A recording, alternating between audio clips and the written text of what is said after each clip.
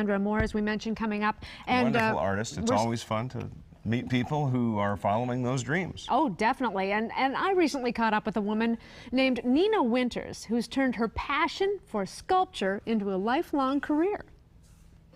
When Nina Winters sits down to sculpt, she gets so immersed in her work, she loses track of time. She is passionate about her craft, and she absolutely loves what she does. I used to be a painter, and I used to do illustrations for magazines. And one night I had a dream about this huge sculpture in the galaxies, and it was beautiful. And the next day, that's all I did from then on was sculpting. Winters' bronze pieces can be found in homes, galleries, and businesses around the world. They're big, bold, and fun. I like to make positive statements about what I believe the human condition can be. Nina divides her time between her home studio overlooking the bay in Clearwater, Florida, and a studio in the woods in New Hampshire. Nina's house also acts as a gallery. Everywhere you look, there are sculptures of all shapes and sizes. And it's been tough, but I think I found my favorite. And apparently, I'm not alone. This guy's a bestseller. It's called Exhilaration. Hands up, it's kind of going, yay! And people gravitate to that. And I'd rather put that out than some, everybody's known sadness, and I hope everyone can know the other side. Winters will do custom pieces in all shapes and sizes. But when she starts a project, she's never exactly sure how it's going to turn out. I don't know what happens. I've tried to speak to other artists about it. I don't know if it happens with everyone. About halfway through, the piece takes on a life of its own, and it starts not exactly talking to me, but it tells me what I need to do.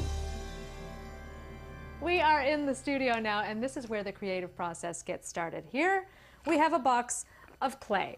Nina takes that clay, molds it into a shape, then it goes into this. Sean, what is this? It looks like a cast. This is a rubber mold that was made off the original that Nina sculpted. And what we do is after the original is removed from the rubber mold, we pour liquid wax into it. Oh, look. Giving birth to a masterpiece. Look at that. The bronze is melted down in 2,000-degree heat. The wax figure is covered in layers of ceramic shells and stucco. In fact, it gets 10 coats. Then, after it all dries, it goes into a furnace so the wax inside will melt and drain out, leaving just a ceramic mold.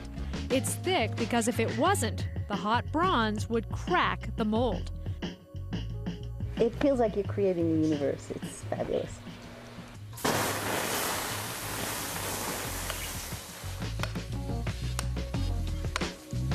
When the piece is finished, Nina chooses a base, either riverstone, onyx, marble, or granite. And here she is. What's next for Nina Winters? She has her sights set on creating a place where people will be inspired by her work. I would love to do a children's park. I have this one little piece called The Child King of the Known and Unknown Universes, and I'm doing a female counterpart. And I'd love to have them, I picture them at the gates, these big, 10-foot high little children. And then these steps meandering up and have all these sculptures that children could climb on. In the meantime, Winters will continue to create whimsical characters, and she's working on a new line of jewelry.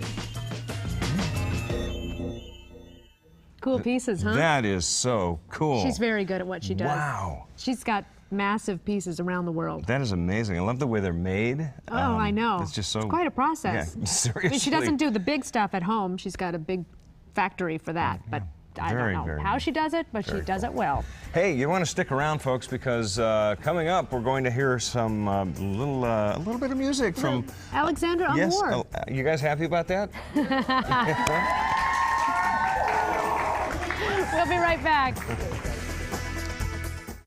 Hey everyone, be sure to check us out on Facebook every day. You'll see pictures and get a sneak